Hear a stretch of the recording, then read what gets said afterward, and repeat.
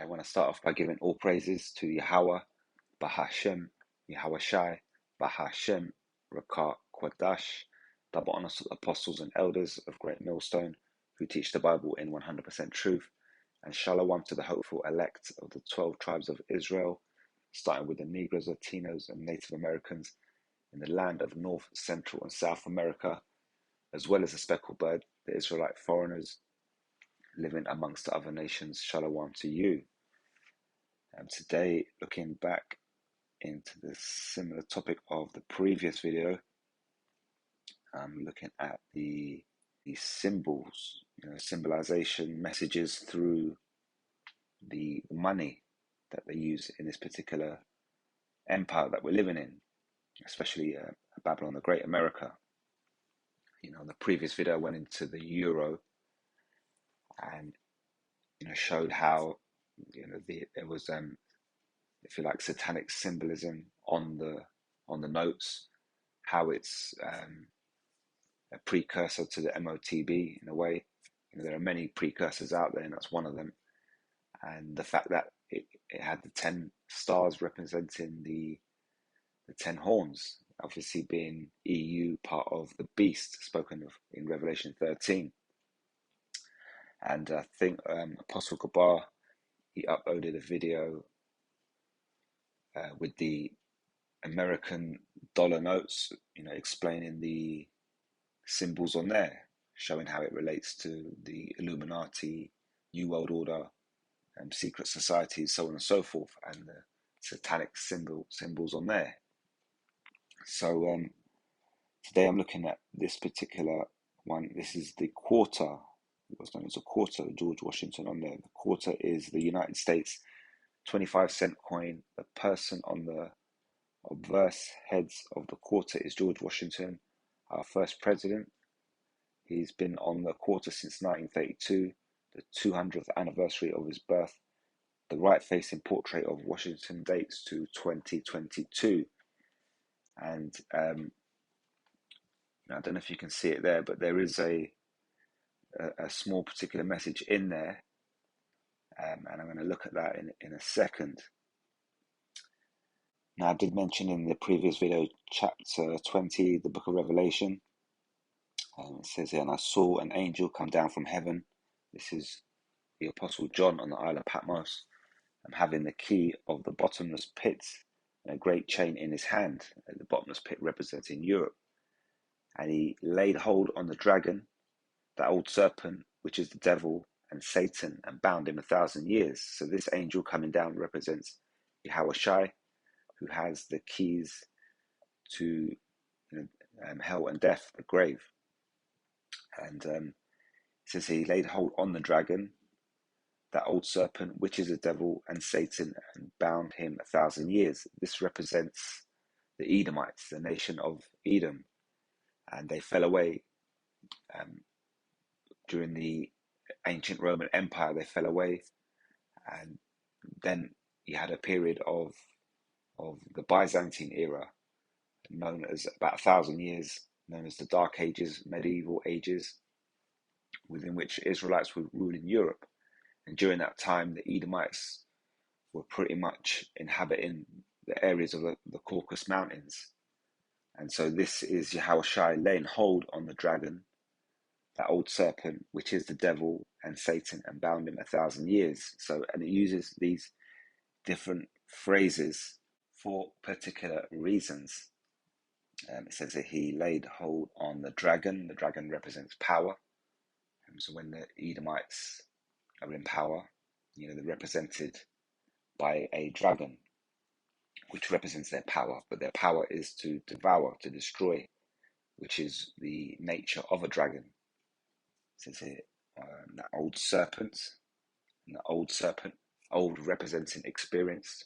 And don't forget, Esau comes in the spirit of Cain, and he also comes with these ancient Babylonian, ancient Egyptian, and other different types of philosophy from ancient times, Greek philosophy, so on and so forth.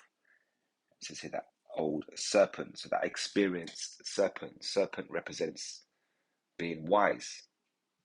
However, you can be wise in wisdom, or you can be wise in darkness, in spiritual darkness, which is what these Edomites represent. It says here, which is the devil and Satan. So the devil is an accuser. All these phrases are used to represent the Edomites, their characteristics of the Edomites. So the devil represents the accuser. When you trace back the translations of these particular words, and it says here, and Satan, to be adverse, to oppose, to be the opposition to the Most High. And don't forget, Yahweh, Bahashem, Yahweh Shai, have a nation of people, these Edomites who are built perfectly to be the opposition to Yahweh, Bahashem, Yahweh Shai down here on earth. And they're obviously powered through the spirit of the devil. It says, and bound him 1,000 years, and cast him into the bottomless pit, and shut him up, and set a seal upon him, that he should deceive the nations no more, till the 1,000 years should be fulfilled. And after that, he must be loosened a little season. So we're living in that time, that little season now. The devil has been loosened. Satan, the adversary to the Most High, Yahweh, Bahashem, Yahweh Shai. So Yahweh Shai, the Son of the Most High, in the name of prophecy, and which is righteous at the end of the day, has let loose the devil for a little season upon the earth.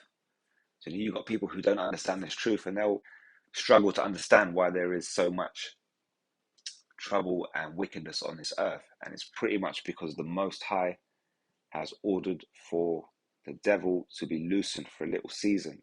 People can't get their heads around that. But because they can't get their heads around that, they can't get their heads around the truth. And so ultimately what they're doing is they're living in a lie. Yet they're able to get up in the morning and go to work and maybe get married and live a life within certain particular boxes, but yet ultimately within their mind they are living a lie, because they can't accept certain facts like this, and they can't accept the truth. And this is known as spiritually dead. A lot of people that you meet, you may understand this truth, you understand it, it sinks in, it makes sense, and pretty much 99.9% of the people around you on a day-to-day basis are known as spiritually dead, because they will not be able to get on the same level as you. Yahweh Bahashim, Yahweh Shai has not opened up their mind to this truth. And so that's Revelation chapter 20, that explains the time we're living in. So like I say in the previous video, I mentioned, I showed that the euro, a note which is used by the beast, mentioned in here in a second, Revelation chapter 13, and I stood upon the sand of the sea and saw a beast rise up out of the sea, having 7 heads and 10 horns, and upon his horns 10 crowns, and upon his head the name of blasphemy. So the 10 horns here represents the EU, Europe. And so that's, looking at the euro notes, you will see the 10 stars, which represents themselves as the 10 horns of that beast. And then they had a picture of Baphomet. Once you fold it in half, and you double up, or you find a mirror, you end up with a picture of Baphomet. So this is a satanic symbol on the money. And like I say, there are many messages that they put on their money. Ultimately, all this money, all these notes, all these coins will be converted to digital currency, the MOTB, and that will carry a new satanic symbol, which is the number of his name. That's 666. People say that's the Luciferian light, or whatever it's called. I don't know too much about that, but ultimately this is going to be the new form of monetary exchange, and it's going to carry the mark of Satan, the adversary to the Most High. And that's why, being a member of the elect, ultimately you have no choice. You cannot take this if you want to be delivered in the day of the Lord. So, but the minute, we've got coins, we've got notes, and like I say, wherever you go, in this Edomite kingdom, especially on the Edomite currencies, you're going to find these particular symbols. slight, small, subtle messages that go out there, and all of them go back to the scriptures and to the meaning of the scriptures, and through the scriptures we understand how the Edomites operate, and what goes through their mind. Now, this is a website, govmint.com, complete guides to collecting US quarters. And you've got the timeline of US quarters. Obviously, they'll every now and again they'll change the design and the look on the quarters. Now, when you look at obviously you've got these pictures here. You've got on the left-hand side, you've got years minted 1999 to 2008, 50 state quarters. You've got George Washington on there, and then you've got 2010 to 2021, America the Beautiful quarters. And they're pretty much a new design there. So this is what they do. They bring out the Washington quarter, 1932 to present, and so on and so forth. And so, when you look at these particular quarters, especially with the ones with the busts, you'll notice that George Washington there is facing the phrase "In God We Trust." He has liberty above his head, but there's always the person facing "In God We Trust." I don't know if you can see these it's hard to see details on these particular older ones and what's written on them. But the reason why I looked into this, because someone sent me a clip, a short, article of the 2022 quarter having "In God We Trust" behind the person. You see, so what's happened here is George Washington now's got his back to "In God We Trust," and he's facing liberty, and that's the time we're living in. And so that's why that particular person sent that to me. And when I looked it up, it actually goes back to 1999, the turn of the millennium. Previous to that, "In God We Trust" was at the front. So, if you look at that on a spiritual level, a subliminal message from the Edomites is that they are turning their backs on the Most High, and they're now looking for liberty. And so, when you go forward towards the time that we're in now with this MOTB, we're in that time where they are trying to actually make this happen, this liberty from the Most High, by pretty much taking over the role of the Most High by wanting to implant this MOTB in you. So ultimately, you're telling the Most High that I'm happy with these Edomites and I give my soul to them. So that's why if you take it, you will be destroyed in the day of the Lord. If you look since the turn of the millennium, there's been a lot of influx with this technology and science and computers and so on and so forth, and things have advanced rapidly.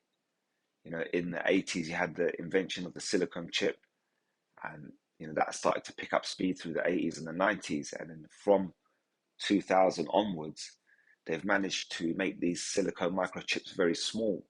And so now, it's got to a point where people are pretty much walking around with these smartphones, which are tiny PC computers in their pocket.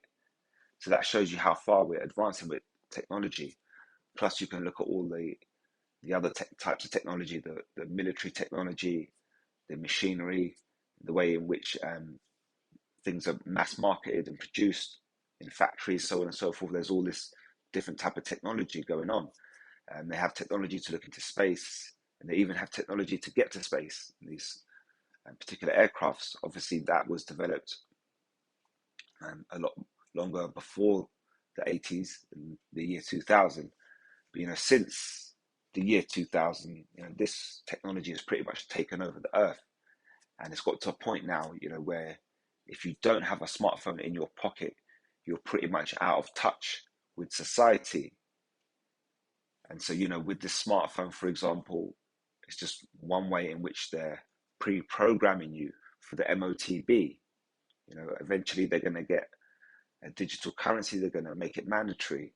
You'll be using it on your phone-based apps, and eventually they'll say that these phone-based apps are going to have to be done away with, and you're going to have to take the microchip under your skin. And so the changes that we've seen over the last 20 to 25 years, these people that are called millennials, this is the only world that they've lived in, with this smart technology, swiping screens, so on and so forth. My particular generation, when I went to school, nobody had a mobile phone when we were 16. And we were going to phone boxes. You put your money in the phone box and you make your phone call. But now, that same generation, my generation that are here today, we're now up to speed with this technology. We've had to make that change. And even though we've taken it on board and we're advanced with it, we can use it quite well, we still remember a time when things were basic. I remember when, if I wanted to ring my friend, I had to go out the house, find the phone box and put money in there. So, these young children now, this new generation, this new set of 18, 21-year-olds that are unleashed on the street, they don't understand all that. All they know is the modern technology. Their impulse, personality, the impulsive personality is highly strung, and they want everything now, now, now. And part of that is based through all the technology in the world that is providing them with things instantly. And so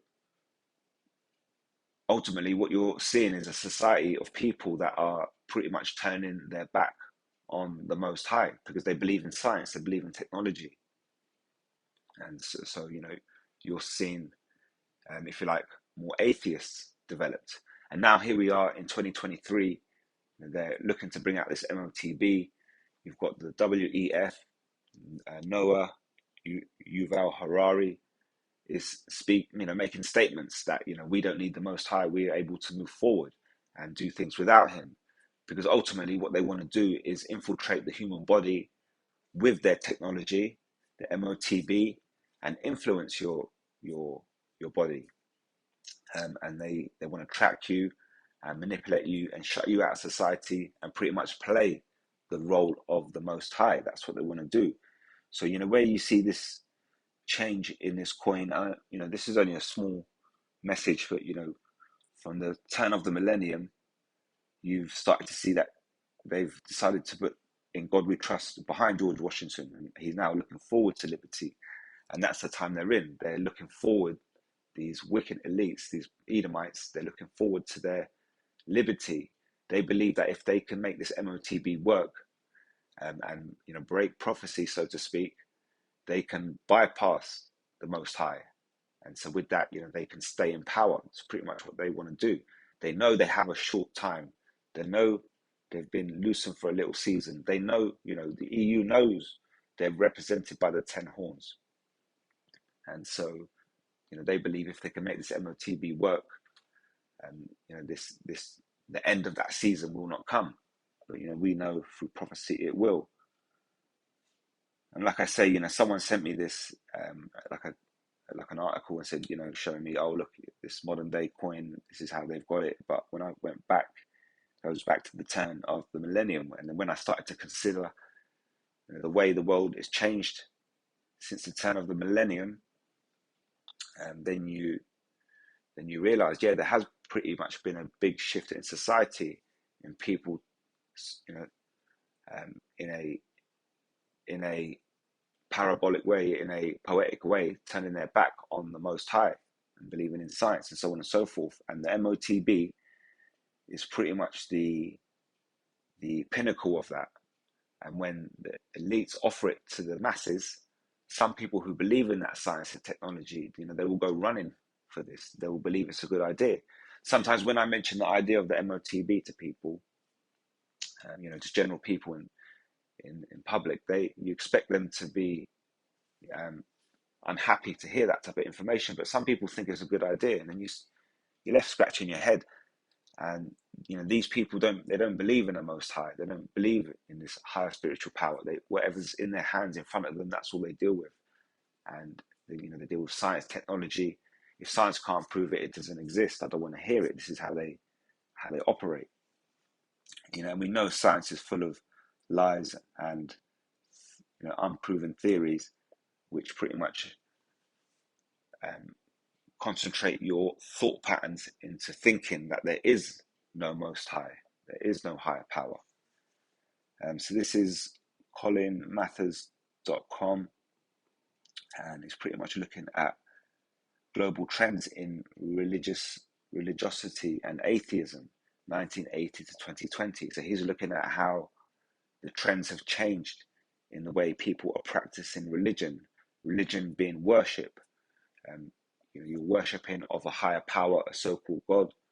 And he's looking at the trends, the global trends in between 1980 and 2020. And don't forget that 2000 mark, when the Babylon the Great, they're pushing out this message that we're turning our back on the Most High, and we're showing this that message out there on our coins. And since that time, you start to see a shift from the 1980s when the silicone chip came in.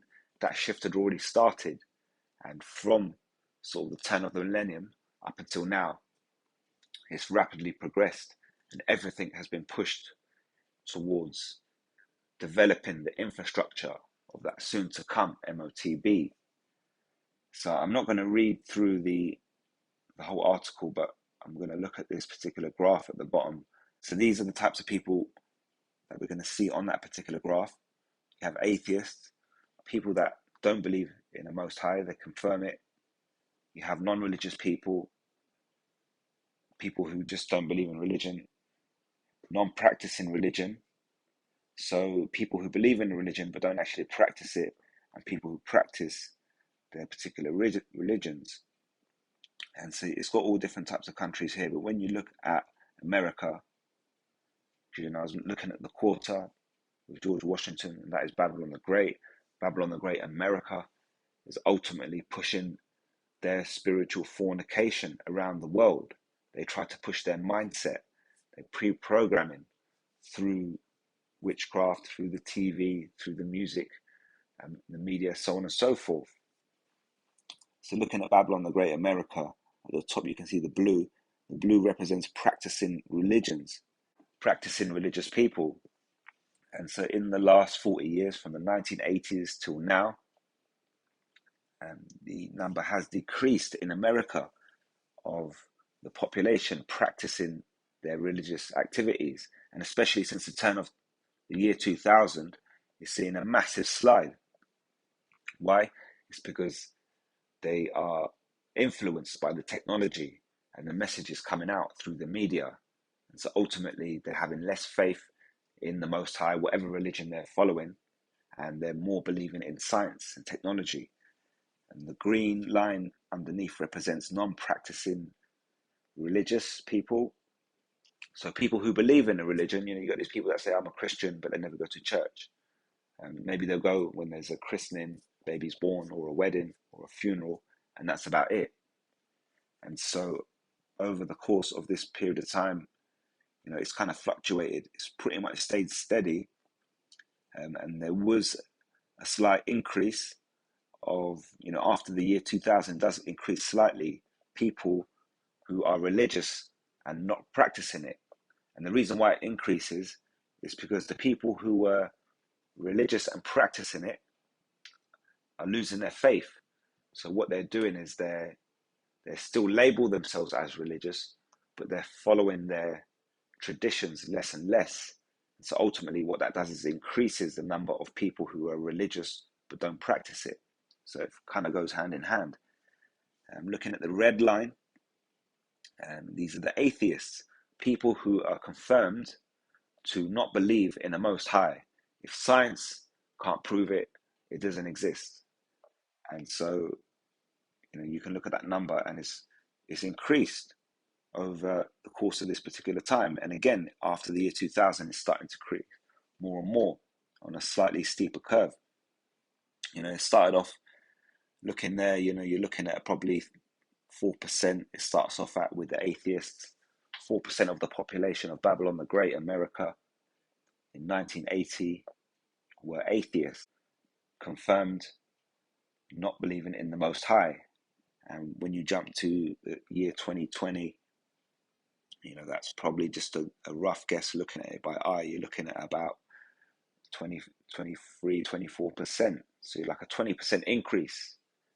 And almost a quarter of the population now in Babylon the Great America are not believing in the Most High. And this is through the science and technology and so on and so forth. So this all kind of goes into line with it. And, spiritually, we can see that, this, the influence that they're having, the banking elites, the agendas, the pre-programming, the predictive programming that they influence into your minds or the people's minds throughout the world. We can see that influence. We can see it hand in hand. We can see the increase in technology. We can see the decrease in faith in a higher power. And, ultimately, this is the work of someone who is adverse to the Most High, someone who pushes an agenda that ultimately gets you to lose your faith in the Most High is someone who is adverse to the Most High. That's how you know we're living in a time where the devil and Satan has been loose in a little season, the adversary to the Most High. And, it's soon to come to an end. There's other particular nations here. You can look at yourself. I mean, look at Australia, for example. The number of atheists has shot up dramatically. People are losing their faith in Australia dramatically. And this is up to 2020. So this doesn't even include what's happening after 2020. And, since 2020, the events around the world have become very drastic, and then it could become more drastic in the next few years as time goes by. And, a lot of these people that are atheists, ultimately they're going to be forced through trouble, trial, through trouble and tribulation. They're going to be forced ultimately to believe in the Most High, especially when Yahushua comes back. They will still try to fight. They will still try to deny. But, the kingdom of heaven will be established. And then they will all know. In Iran, the government are not really going to allow you to waver off the idea of their particular religion. Obviously, out there, they're Muslims. And, that's how you know that the Muslim demon is a strong demon, because it will not allow these people to deviate from where they're at, pretty much. Okay, some people are slightly not practicing the religion in this modern day, and there are slightly more people that are now classed as religious but not practicing it. That goes hand in hand, the green and the blue lines. But, in a country like Iran, atheists, they're not really you're not going to make it. You're not going to make it too far. That's pretty obvious. But I'll leave the link for this particular article in the description box and all the other articles in this video. Again, you've got Nigeria here. Nigeria, it's got a high rate of people practicing their particular religion. Hasn't really changed. These African nations refuse to be influenced by the beast, by the spiritual fornication pushed out by the whore. America, that whore, using the beast system to do it. And these African nations have to play ball to a certain degree, especially with the monetary system. But when it comes to the social setup of Babylon the Great, they're very much against it. And that's why you see a consistency throughout this period in a place like Nigeria. And China, again, a place full of technology, advanced science, and so on and so forth. And what you're seeing a massive increase in atheism. And non-religious people is dramatically shooting down. And there are very little people in China practicing religions today. So, all these, the Moabites, all these other nations, Edomites, they're all adverse to Yahweh, Bahashim, Yahweh Shai. And like I say, the Iranians, under the Muslim religion, they are practicing it on a higher religion, but that's because that demon, that Muslim demon, has pretty much got a stranglehold on you. It's like a Hulk Hogan headlock. You're not getting out for love or money.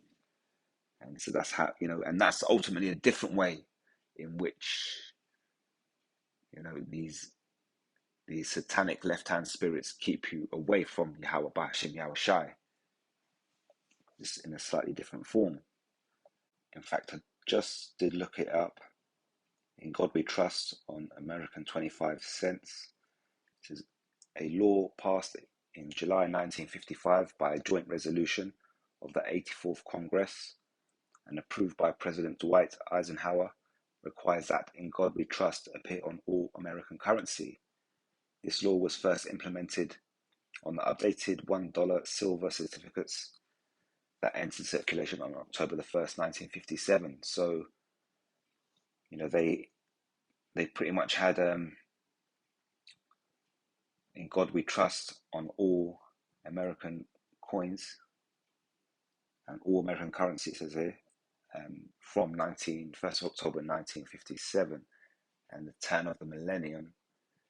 Up until that point, they had George Washington facing In God We Trust, and this, that nation, America, Babylon the Great, did promote itself as a religious country, and they do still today. However, since the millennium, since the time which they've decided to have George Washington turn his back on In God We Trust, you're seeing a great push towards technology and coming away from the false religion that they push and going more towards the science and the technology that they push. So, I just thought I'd look it up. So before I go, this is 2 Thessalonians. This is Apostle Paul. It says, "Now we beseech you, brethren, by the coming of our Lord Yahushua HaMashiach, and by our gathering together unto him, that ye be not soon shaken in mind, or be troubled, neither by spirit, nor by word, nor by letter as from us, as the day of the anointed is at hand. Let no man deceive you by any means, for that day shall not come, except there come a falling away first, and the man of sin be revealed, the son of perdition." And this took place in 70 AD, when during the time of the destruction of the temple, and the southern kingdom were pretty much run out of the land, and that son of perdition was revealed. We forgot this truth. We were in captivity, hard bondage, and now, as according to Ezekiel chapter 37, that great awakening is taking place. The Holy Spirit is resting upon us. Now we remember who we were, and we remember who the son of perdition is. And looking around, looking at the fact that we know we're in the time where the devil has been loosened for a little season, looking at these symbols around us in society, we know, this guy is adverse to Yahweh Bahashim Yahweh Shai. This must be the time that we're living in, and the return of Yahweh Shai is around the corner. Who opposeth and exalteth himself above all that is called the Most High, all that is worshipped, so that he, as the Most High, sitteth in the temple of the Most High, showing himself that he is the Most High. And that's what these Edomites have done. They did it by a thing called iconoclasm, whitewashing images of kings and rulers and the Messiah, Yahweh Shai. And they took these images and whitewashed them with images of their own people, Edomites. And so they gave you a character called Jesus, which is not the Son of the Most High.